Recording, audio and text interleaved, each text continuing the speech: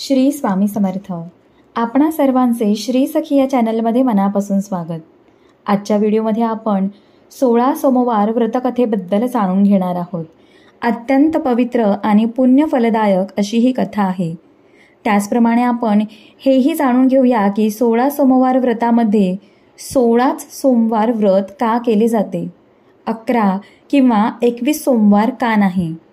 मात्र त्यापूर्वी जर आपण चॅनलवर नवीन असाल तर चॅनलला सबस्क्राईब करा. व्हिडिओ आवडल्यास लाईक आणि शेअर करा आणि कमेंटमध्ये ओम नमः शिवाय असे लिहायला विसरू नका. चला तर मग जाणून घेऊया 16 सोमवार व्रतकथा. आटपाट नगर होतं. त्या नगरात शंकरांचं एक देऊळ होतं. एके दिवशी शिवपार्वती फिरत फिरत त्या देवळात आली. सारी पाठ खेळू लागली. डाव कोणी जिंकला म्हणून पार्वतीनं गुरुवाला विचारलं. त्यानं शंकरांचं नाव सांगितलं. पार्वतीला राग आला. तिनं तू कोडी होशील असा गुरुवाला शाप दिला.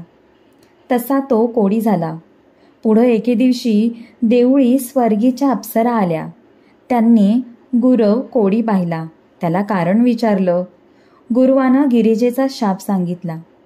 त्या म्हणाल्या, भिवू नको, तू 16 सोमवारांचं व्रत कर, म्हणजे तुझं कोड जाईल. गुरव म्हणाला, ते व्रत कसं करावं? अप्सरांनी त्याला व्रताची माहिती सांगितली आणि त्या नाहीशा झाल्या. पुढं गुरुवानं ते व्रत केलं. गुरव चांगला झाला. काही दिवसांनी शंकर पार्वती पुन्हा त्या देवळी आली. पार्वतीनं गुरुवाला कुष्ठरहित पाहिलं. तिनं गुरुवाला विचारलं, तुझं कोड कशाने गेलं? गुरव म्हणाला, मी 16 सोमवारांचं व्रत केलं, त्यानं माझं कोड गेलं. पार्वतीला आश्चर्य वाटलं. तिनं आपला रागावून गेलेला मुलगा कार्तिक स्वामी परत यावा म्हणून हे व्रत केलं. समाप्तीनंतर कार्तिक स्वामी लगेच परत आला. त्यानं आईला विचारलं, आई, मी तुझ्यावर रागावून गेलो होतो. आता मला पुन्हा तुझ्या भेटीची इच्छा झाली. याचं कारण काय? पार्वतीनं त्याला 16 सोमवाराच्या व्रताचा महिमा सांगितला. पुढं कार्तिक स्वामीनं ते व्रत केलं. त्याच्या एका ब्राह्मण मित्राची व त्याची एकदा भेट झाली. कार्तिक स्वामीनं ते व्रत त्या ब्राह्मणाला सांगितलं. त्यानं लग्नाचा हेतू मनात धरून व्रत केलं आणि तो प्रवासाला निघाला. फिरता फिरता एका नगरात आला. तिथल्या राजाच्या मुलीचं लग्न होतं. लग्नाला अनेक देशांचे राजपुत्र आले होते. लग्नाची वेळ झाली. राजानं हत्तीच्या सोंडेत माळ दिली. हत्ती ज्याच्या गळ्यात माळ घालील त्याला आपली मुलगी द्यायची असा राजाचा पण होता. तो ब्राह्मणही ती मौज बघायला तिथं आला होता. हत्तीनं ती माळ ब्राह्मणाच्या गळ्यात घातली. तशी राजानं आपली मुलगी त्याला दिली. दोघांचं लग्न लावलं. एकदा ती दोघं नवरा बायको बोलत बसली होती. बायकोनं नवऱ्याला विचारलं, कोणत्या पुण्यानं मी आपणास प्राप्त झाली? त्यानं तिला 16 सोमवारांच्या व्रताचा महिमा सांगितला. मग पुत्रप्राप्तीचा हेतू मनात धरून ती व्रत करू लागली. तसा तिला सुंदर मुलगा झाला. तो मोठा झाल्यावर त्यानं आईला विचारलं, मी कोणत्या पुण्यानं तुला प्राप्त झालो? तिनं त्याला व्रताचा महिमा सांगितला. त्यानं राज्यप्राप्तीची इच्छा मनात धरली. तो व्रत करू लागला आणि देश पर्यटनाला निघाला. जाता जाता एका नगरात गेला. तिथल्या राजाला मुलगा नव्हता. एक मुलगीच होती.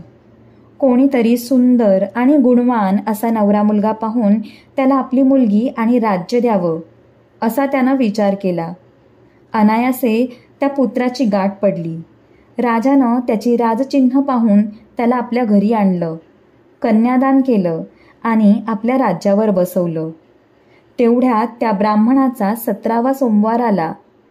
ब्राह्मणपुत्र देवळी गेला. घरी बायकोला निरोप पाठवला की 5 शेर कणकीचा चुरमा पाठवून दे.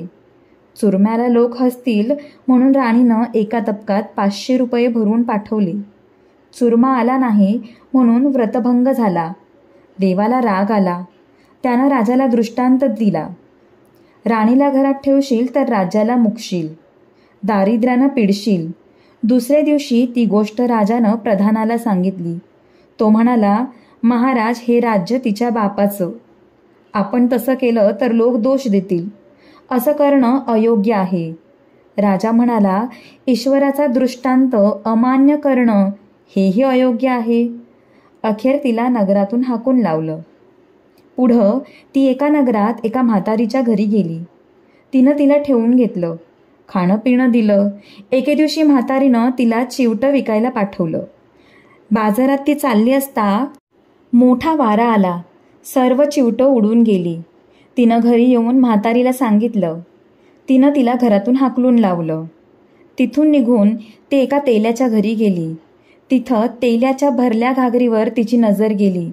तसं त्यातलं सगळं तेल नाहीसं झालं, म्हणून तेल्यानंही तिला घालवून दिलं.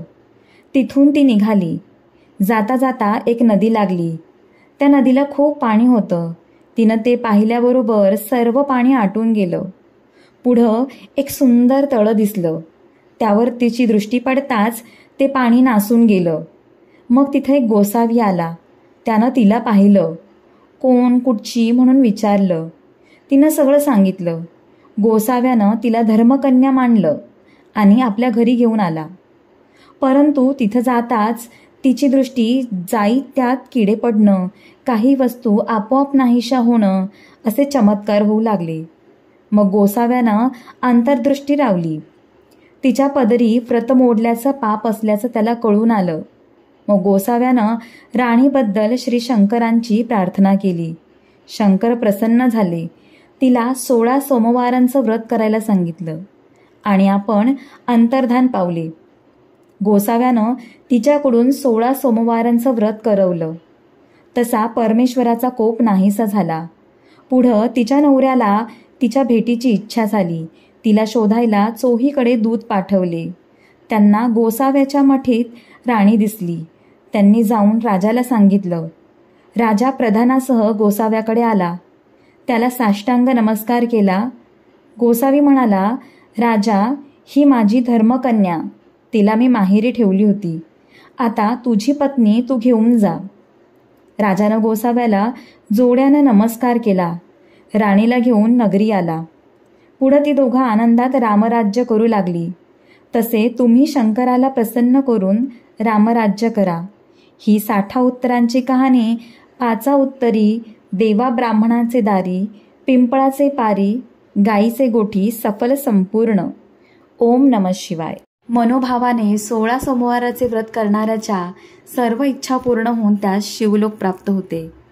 16 सोमवार व्रतामध्ये 16च सोमवार व्रत का केले जाते? 14 किंवा 15 सोमवार का नाही? 11, 21 सोमवार का नाही? या व्रतामध्ये 16 सोमवारांचं विशेष महत्त्व आहे. त्याची देखील एक कथा आहे. एकेकाळी उज्जैन नगरात सुगंधा नावाची एक वारांगणा होती. पूर्वजन्मातील पुण्यामुळं तिच्या शरीरात क्षय न पावणारा सुगंध होता. तिच्या शरीराचा सुगंध एक मैलापर्यंत दरवळत असे. ती गायन विद्येत 6 राग, त्याचप्रमाणे 36 रागिणींमध्ये निपुण होती. नृत्यामध्ये रंभा, उर्वशी यांसारख्या अप्सरांना मागे टाकणारी होती. पृथ्वीवर तिच्या रूपाची, तिच्या लावण्याची ख्याती दूरवरपर्यंत पसरलेली होती. आपल्या या गुणांमुळे तिने कित्येक राजा, व्यापारी, ब्रह्मचारी, ब्राह्मण आणि तरुणांचा धर्मभ्रष्ट केला होता. त्यांचे शोषण करून त्यांचा अपमान देखील केला होता. एके दिवशी श्रावण महिन्यात अनेक ऋषीमुनी शिप्रा नदीमध्ये स्नान करून उज्जैनमधील महादेवांची पूजा करण्यासाठी एकत्र आले. ही अभिमानी वारांगणा देखील आपल्या चुकीच्या विचारांनी या ऋषीमुनींचा धर्मभ्रष्ट करण्यास निघाली. मात्र तेथे पोचल्यावर ऋषीमुनींच्या तपसामर्थ्यामुळे तिच्या शरीराचा सुगंध नाहीसा झाला. ती आश्चर्यचकित होऊन स्वतःला पाहू लागली. तिला जाणवले की तिचे सौंदर्य देखील नाहीसे झाले आहे. तिचे मन परिवर्तन झाले. मन विषय वासनेपासून दूर होऊन भक्तिमार्गावर चालू लागले. तिने आपल्या पापांच्या प्रायश्चित्तासाठी ऋषीमुनींना उपाय विचारला. त्यावर ऋषीमुनी उत्तरले की तू आजवर 16 शृंगार करून अनेकांचा धर्म भ्रष्ट केलास.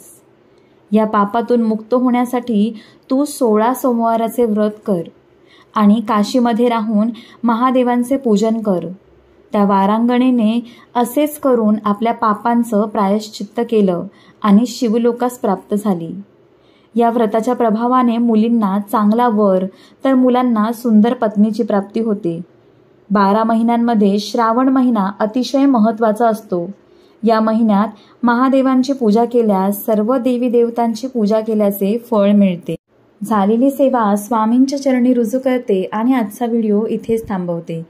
पुन्हा भेटूया अशाच एका नवीन व्हिडिओसह. श्री स्वामी समर्थ.